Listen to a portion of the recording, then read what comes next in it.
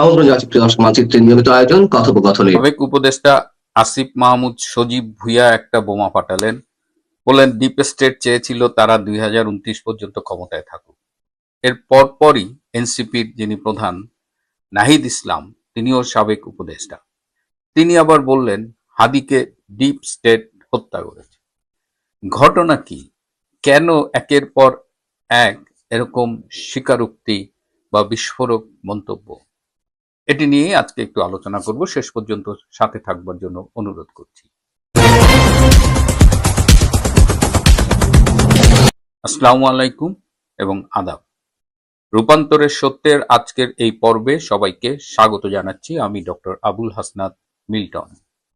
রাজনীতির অসংখ্য ঘটনা ঘটছে, বাংলাদেশ ভালোভাবে চলছে না, এটা আমরা যখন বুঝতে পারছি তখন এই এনসিপির দুই নেতা, এই সাবেক উপদেষ্টা যে মন্তব্য করছেন সেটি আমাদের কেবল বিস্মিত করছে না, বরং আমরা ঠিক বুঝতে পারছি না যে কেন হঠাৎ তাদের এই উপলব্ধি, কেন তারা ডিপ স্টেটকে এইভাবে সবার সামনে উন্মোচিত করে দিচ্ছেন।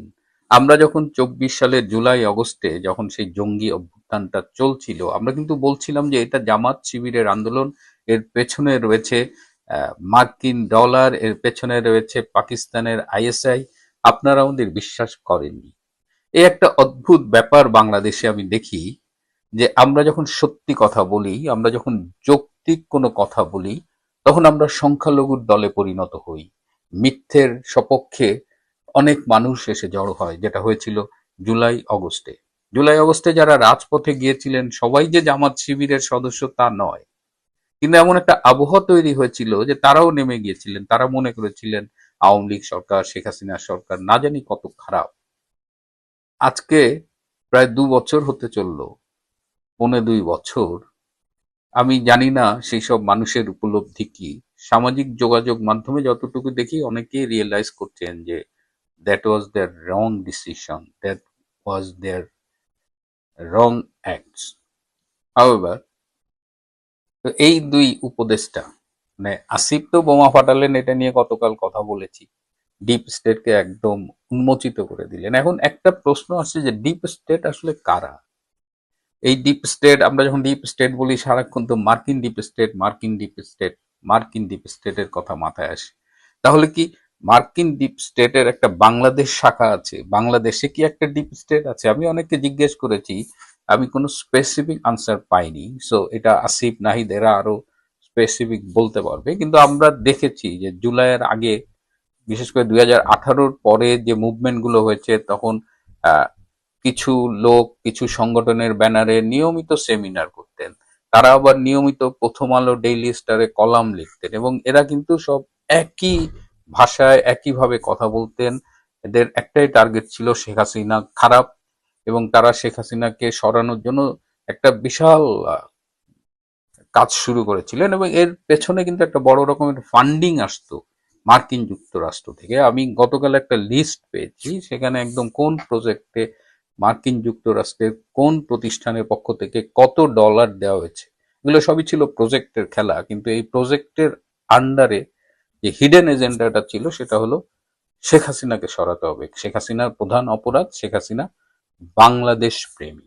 শেখ হাসিনা বাংলাদেশের স্বার্থে ভারত বলেন, আমেরিকা বলেন, কারোর সাথেই কোনো আপোষ করতে রাজি না। সুতরাং বাংলাদেশে, বিশেষ করে এই সেন্ট মার্টিন দ্বীপ বলেন, কক্সবাজার বলেন, মিয়ানমার বাংলাদেশ সীমান্ত বলেন, আরাকান আর্মিকে সাপোর্ট করা বলেন, এই সব কিছু, চিটাগাং পোর্টের দখল নিতে চাইলে যাই বলেন, সবকিছুর প্রধান অন্তরায় ছিল শেখ হাসিনা।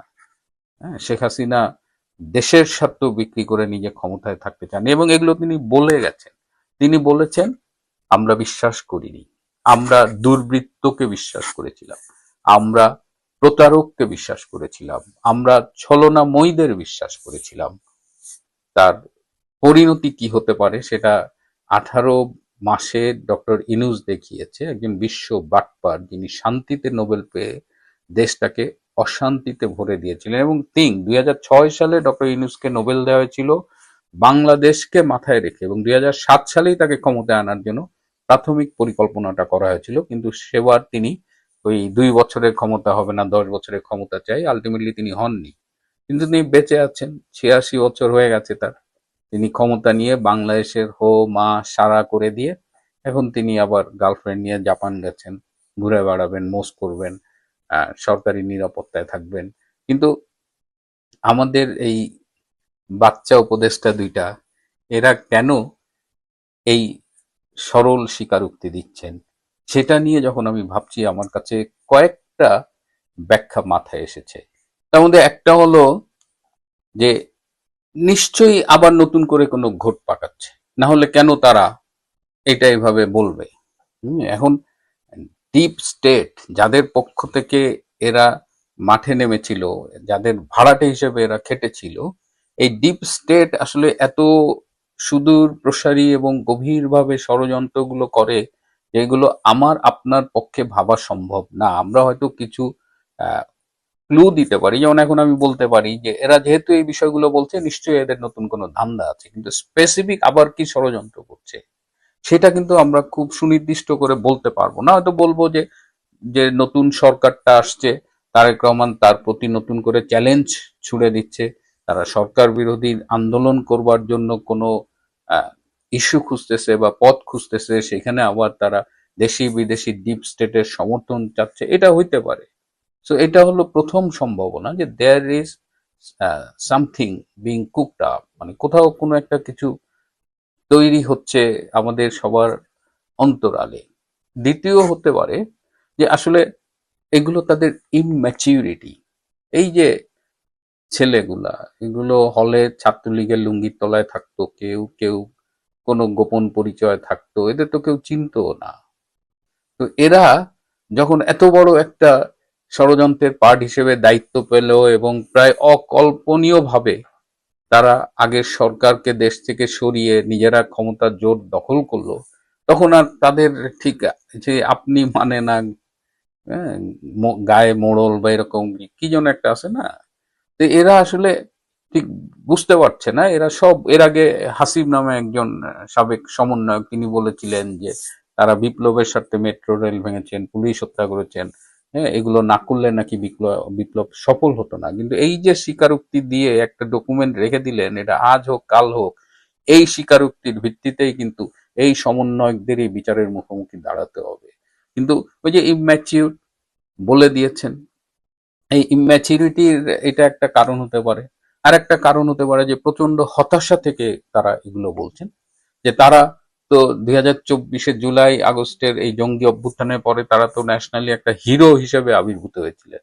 কাক যেমন ময়ূর পুচ্ছ লাগালেই ময়ূর হয়ে যায় না, তো এই আপাত দৃষ্টিতে হিরোগুলো কিন্তু অচিরেই স্বরূপে আবির্ভূত হয়েছেন। তাদের সামনে একটা সুযোগ এসেছিল, বাংলাদেশের যতটুকু পরিবর্তন প্রয়োজন আমরা চাই, মানুষ প্রত্যাশা করেছিল সেটি করার।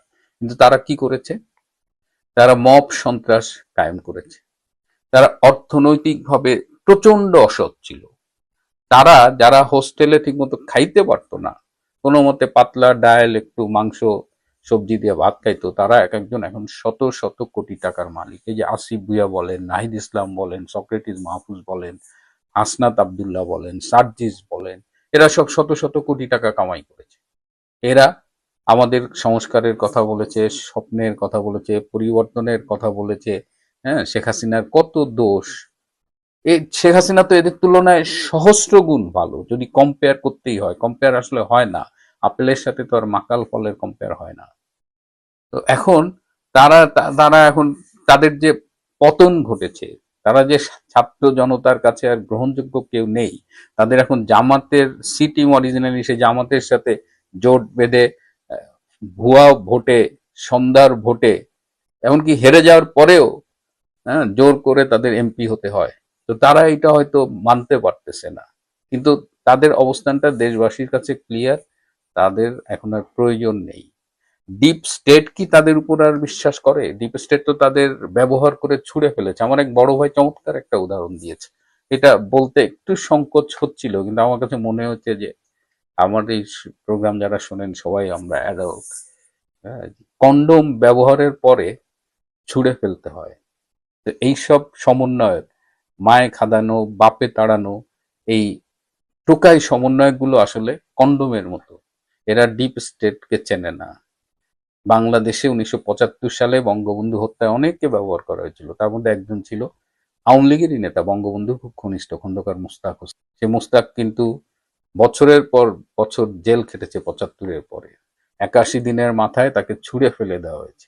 তো এরকম রাজনীতিতে ব্যবহৃত হওয়ার পরে কন্ডোমের মতো যে নিক্ষিপ্ত হয়েছে, এটা নতুন কিছু না।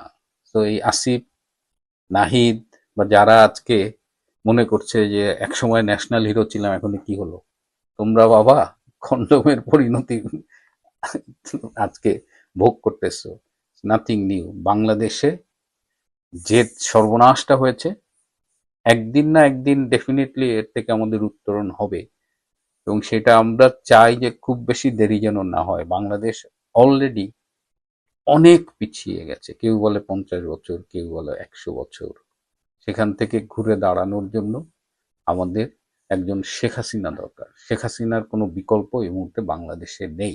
যারা আমার সাথে তর্ক করতেন যে একজন মানুষের বিকল্প কেন থাকবে না, এটা যদি কেউ মারা যায় বা কাজ করতে না পারে সেটা অন্য কথা, কিন্তু the best options we have at this moment, আমি সবসময় বলি বাংলাদেশের the best crisis manager and she is Sheikh Hasina. সুতরাং এসব টোকাই, এরা আজকে নিজেদের ফাঁদে নিজেরা আটকা পড়েছে, ব্যবহৃত হচ্ছে। এদের আর গোনার টাইম বাঙালির নেই। শুরুতেই সাবেক উপদেষ্টা এনসিপির মুখপাত্র আসিফ মাহমুদ সজীব ভুঁইয়ার একটি বক্তৃতার সামান্য অংশ শুনব। যেমন সাংবিধানিক ধারাবাহিকতা যদি রক্ষা করতে চাই তাহলে তো নির্বাচনটা 29 সালে হওয়ার কথা, এবং আমরা যখন সরকারের দায়িত্ব ছিলাম শুরুর দিকে আমাদেরকে বিভিন্ন শক্তিশালী ইনস্টিটিউশন, শক্তিশালী যাদেরকে আসলে ডিপ স্টেট বলা হয়, তাদের থেকে আমাদেরকে অফার করা হয়েছিল যে আপনারা শেখ হাসিনার যে মেয়াদ আছে 2029 সাল পর্যন্ত সেটা শেষ করেন, আপনারা শেষ করেন, আমরা আপনাদেরকে সহযোগিতা করি। তাদের সার্টেন কিছু শর্ত ছিল যে তাদেরকে কিছু কিছু জায়গায় ফেসিলিটেট করা, এবং তারা পুরো রোডম্যাপও করে নিয়ে এসেছিল যে বিএনপি নেতাদের তো সাজা আছে, তো সাজা থাকলে সাধারণভাবে নির্বাচন দিলেও তারা নির্বাচন করতে পারবে না। তো তাদের সাজাগুলো ইয়ে না করে আদালতের মাধ্যমে এগুলো লেংদি করে, আপনারা তো জানেন সেটা কিভাবে করা যায়। আদালতের ডেট ঘুরিয়ে ঘুরিয়ে তারেক রহমানের নিজের নামেও সাজা ছিল, সে যদি সাজাপ্রাপ্ত অবস্থায় থাকতো নির্বাচন হলেও তিনি বাংলাদেশের নির্বাচন অংশগ্রহণ করতে পারতেন না। তো তারা পুরো স্ট্র্যাটেজি আমাদেরকে সাজিয়ে দিয়েছিল যে কিভাবে ক্ষমতায় থাকা যায়, তাদের সাথে এক ধরনের নেগোসিয়েশন, সমঝোতার ভিত্তিতে। আমরা কিন্তু সেটাতে ছাই দিইনি, আমরা সবসময় গণতন্ত্রকেই সামনে রেখেছি, এবং সেটার প্রতি কমিটমেন্ট লাস্ট সরকারের ছিল বলে নির্বাচনটা হয়েছে, এবং আমাদের ছিল বলেই আমরা ইভেন নির্বাচন যেন প্রশ্নবিদ্ধ না হয় সেজন্য নিজেরা আগ বাড়িয়ে পদত্যাগ করে চলে এসেছি। স্বাধীনতা দিবসের আলোচনায় ঠিক এই মুহূর্তে কেন এরকম বিস্ফোরক কথা বললেন সাবেক উপদেষ্টা এবং এনসিপি নেতা, জুলাই আগস্টের জঙ্গি অভ্যুত্থানের সমন্বয়ক? কি উদ্দেশ্যে তিনি এই কথাগুলো বললেন, এবং এমন একটা সময় এই কথাগুলো তিনি বললেন যখন বাংলাদেশের রাজনীতিতে প্যারালালি আরো কিছু গুরুত্বপূর্ণ ঘটনা ঘটছে? এই সব কিছু মিলিয়েই আজকের এই পর্ব। আশা করি শেষ পর্যন্ত সাথে থাকবেন। আসসালামু আলাইকুম এবং আদাব।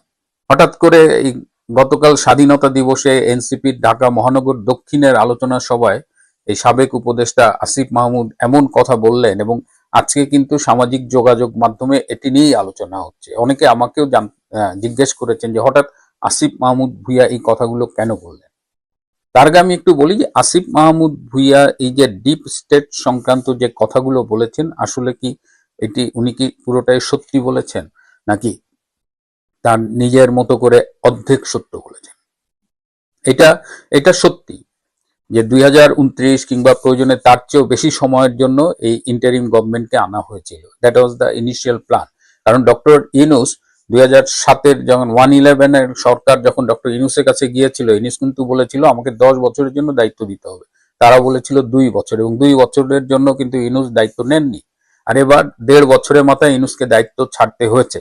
যদি শুরুতেই ডক্টর ইউনূস জানতেন যে 1.5 বছরের জন্য তাকে দায়িত্ব নিতে হবে, আমি শিওর তিনি এই পথে হাঁটতেন না, বরং 5 বছর 10 বছর এই টোপটা তিনি গিলেছিলেন। এবং আমেরিকা যে স্ট্র্যাটেজির কথা বললেন আসিফ মাহমুদ, সেই স্ট্র্যাটেজি অনুযায়ী একটা প্ল্যান করে, এবং এটা সম্ভব ছিল যেভাবে তারা ষড়যন্ত্র করেছিল, কিন্তু এটা আলটিমেটলি হয়নি। কিন্তু আসিফ মাহমুদ ভুঁইয়া শেষ অংশে যেটা বললেন যে গণতন্ত্রের স্বার্থে তারা ডিপ স্টেটের এই শর্ত সাপেক্ষে এই যে প্রস্তাব 2029 সাল পর্যন্ত থাকার, সেটি তারা গ্রহণ করেনি, এই অংশটা ডাহা মিথ্যা।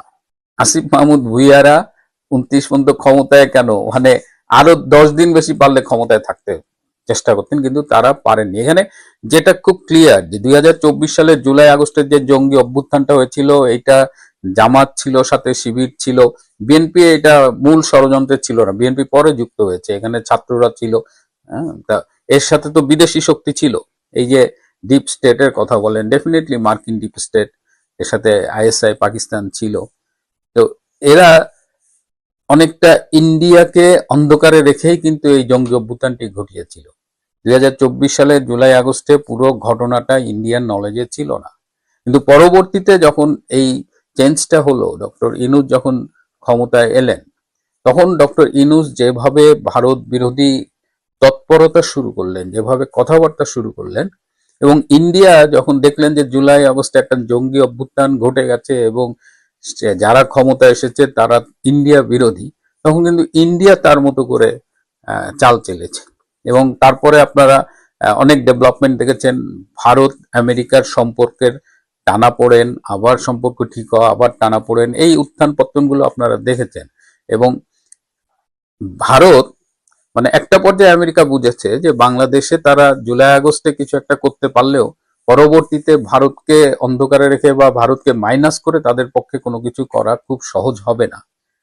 সুতরাং ভারতের সাথেই আমেরিকা নেগোশিয়েট করেছে, মূলত ভারতের উদ্যোগেই তারা আমেরিকার সাথে নেগোশিয়েট করেছে, এবং ভারত তখন তার চালটা চেলে এমন ব্যবস্থা করেছে যে বাংলাদেশে ওই 2029 পর্যন্ত আর ডক্টর ইউনূসের ক্ষমতায় থাকার স্বপ্নটা বাস্তবায়ন হলো না, বরং একটা দ্রুত নির্বাচন দেওয়ার চেষ্টা তারা করেছে।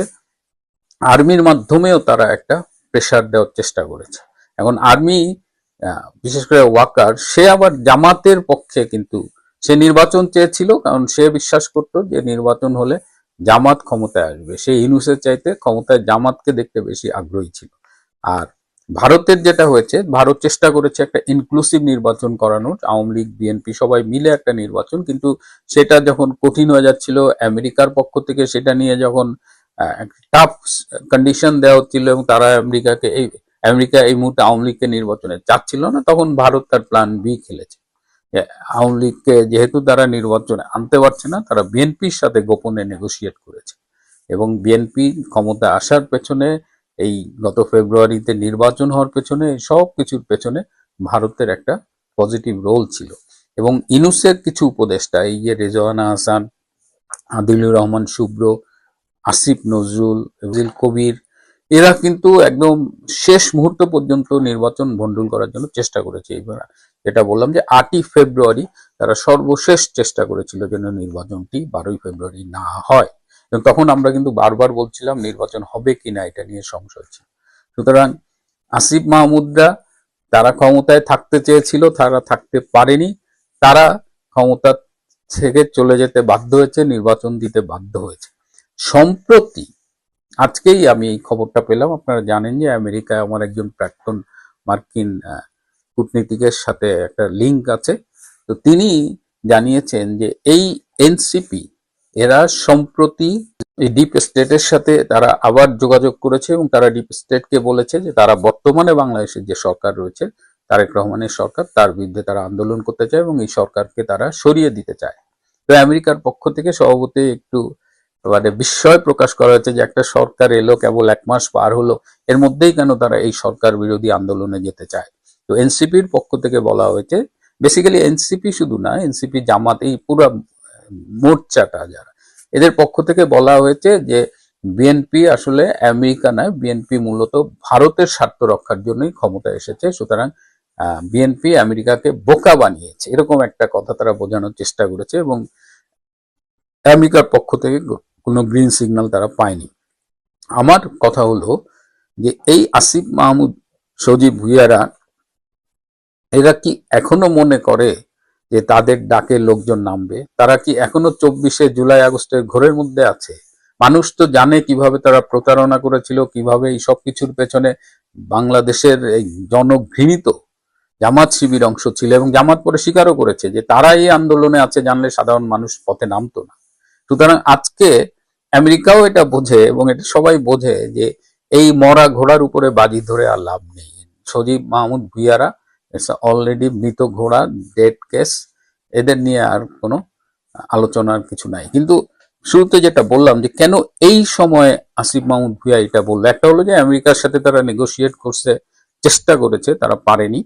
হ্যাঁ, তারা এই মুহূর্তে সরকার বিরোধী আন্দোলনের পক্ষে আমেরিকা সায়নি। দ্বিতীয় হলো যে আপনারা খেয়াল করেছেন যে সোমবার এবং বুধবার রাতে দুজন প্রাক্তন সামরিক কর্মকর্তা গ্রেপ্তার হয়েছেন, লেফটেন্যান্ট জেনারেল মাসুদ উদ্দিন চৌধুরী এবং লেফটেন্যান্ট জেনারেল মামুন খালেদ। দুইজনই কিন্তু প্রভাবশালী সেনা কর্মকর্তা ছিলেন এবং তাদের অনেক ফলোয়ার কিন্তু বাংলাদেশ আর্মিতে আছে এবং দেশে বিদেশে তারা হাইলি কানেক্টেড। তো এরকম দুইজন সেনা কর্মকর্তাকে কেন গ্রেপ্তার করা হলো? যতদূর জেনেছি যে তারেক রহমানের কিন্তু ইনিশিয়াল প্রায়োরিটির মধ্যে এই 111-এ কারা ছিলেন বা এই মাসুদ চৌধুরী, এই মামুন খালেদ এদের গ্রেপ্তার করার বিষয়গুলো ছিল না। কিন্তু আর্মির ভেতর থেকে একটা অংশ, ইনক্লুডিং জেনারেল ওয়াকার খান, তারা কিন্তু তারেক রহমানকে অনেকটা প্রভাবিত করেছে এবং তারা তারেক রহমানকে ফুসলাইছে রীতিমতো যে এই সেনা কর্মকর্তাদের গ্রেপ্তার করা হোক। 111-এর কথা বলা হয়েছে, এসব বলা হয়েছে। এর মধ্য দিয়ে ওয়াকার কিন্তু আবার সেই তার অরিজিনাল গেমটা খেলতেছে। এই গ্রেপ্তারের মধ্য দিয়ে তারেক রহমানকে একটা অনাবশ্যক চ্যালেঞ্জের মুখে দাঁড় করিয়ে দিলেন এই ওয়াকার এবং এই সেনাবাহিনীর এই অংশটা, যারা তারেককে প্রভাবিত করেছে এই গ্রেপ্তারের পক্ষে। এর মধ্য দিয়ে তারেক একটা চ্যালেঞ্জে আসবে, ওইদিকে এনসিপি জামাতকে দিয়ে আবার তারেকের এগেনস্টে একটা আন্দোলন দানা বাঁধার চেষ্টা করা হবে। সব মিলিয়ে তারেকের জন্য কিন্তু আগামী দিনগুলো খুব কঠিন করে তোলা হচ্ছে। এই যে একটা রাজনীতির খেলা চলছে, তারেক রহমান কি তাহলে একটা বড় ফাঁদে আটকা পড়তে যাচ্ছেন? তারেক রহমান কিন্তু আমার মনে হয় না যে খুব ভালো হ্যান্ডেল করতে পারছেন। তিনি অনেক নৌকায় পা রেখে রীতিমতো লেদায় ফেলতেছে সবকিছু। আর পাশাপাশি তো বিশ্ব রাজনীতি, বিশ্ব অর্থনীতির অবস্থাটা আপনারা দেখছেন। একটা ব্যাপক ক্রাইসিসের মধ্যে বাংলাদেশ অলরেডি পড়ে গেছে। পলিটিক্যাল ক্রাইসিস, এর বাইরে ওভারঅল একটা ক্রাইসিস, এবং বাংলাদেশের সবচেয়ে efficient, the best crisis manager যিনি ছিলেন শেখ হাসিনা, তিনি নেই। সুতরাং এই ক্রাইসিসে বাংলাদেশকে কিভাবে উদ্ধার করবেন তারেক রহমান, সেটা নিয়ে কিন্তু মানুষের মধ্যে অলরেডি আলোচনা শুরু হয়ে গেছে। এবং তারেক রহমান কি আদৌ পারবেন? পাশাপাশি